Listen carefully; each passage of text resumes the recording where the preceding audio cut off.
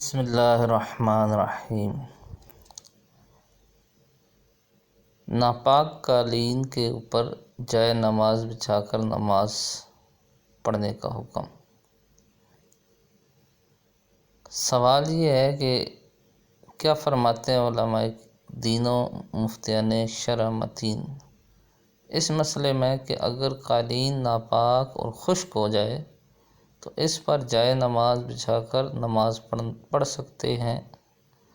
بسم اللہ الرحمن الرحیم۔ الجواب بعون الملک الوہاب،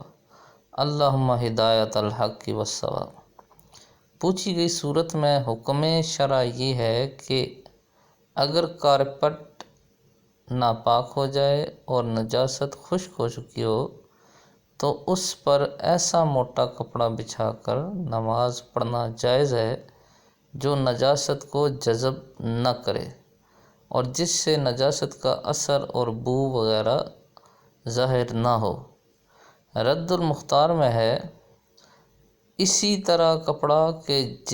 جب وہ خشک نجاست پر بچھایا جائے تو اگر وہ باریک ہو کہ جو اپنے نیچے موجود نجاست کو جذب کرے تو یا اس میں بو والی نجاست ہونے کی صورت میں نجاست کی بو آئے تو اس پر نماز جائز نہیں، اور اگر وہ کپڑا موٹا ہو اور ایسا نہ ہو تو اس پر نماز جائز ہے۔ بار شریعت میں بھی ہے دبیز یعنی موٹے کپڑے کے نجس جگہ بچھا کر پڑی اور اس کی رنگت یا بو محسوس نہ ہو، یعنی کپڑا بچھانے کے بعد جو نیچے گندگی ہے، نجاست ہے، ناپاکی ہے، اس کی نہ بو محسوس ہو اور نہ ہی رنگت محسوس ہو، رنگت نظر آئے، تو نماز ہو جائے گی کہ یہ کپڑا نجاست و مصلی میں یعنی اس ناپاکی کی جو گندگی ہے اس کے درمیان اور مصلی نماز پڑھنے والے کے درمیان فاصل یعنی حائل ہو جاتی ہے، ہو جائے گا کہ بدن مصلی کا تابع نہیں، یعنی وہ جو کپڑا ہے وہ مصلی کے جسم پر نہیں ہے، یعنی جو اپنے کپڑے ہوتے ہیں حالانکہ وہ بھی اگر نماز پڑھتے ہیں تو نجاست اور نماز پڑھنے والے بندے کے درمیان وہ کپڑا آ جاتا اپنے جو کپڑے ہیں،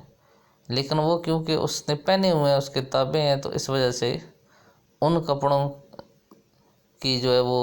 یہ حکم نہیں ہوگا جو یہاں پہ بیان کیا جا رہا ہے۔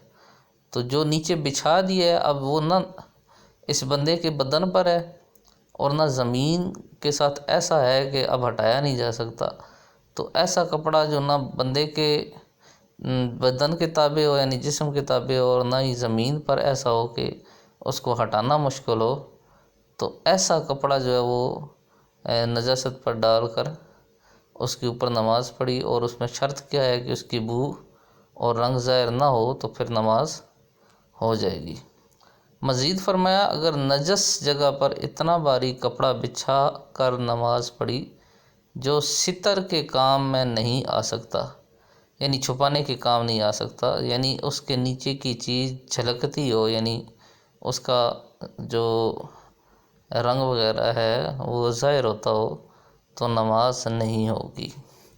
صلو علی الحبیب صلی اللہ علیہ وسلم۔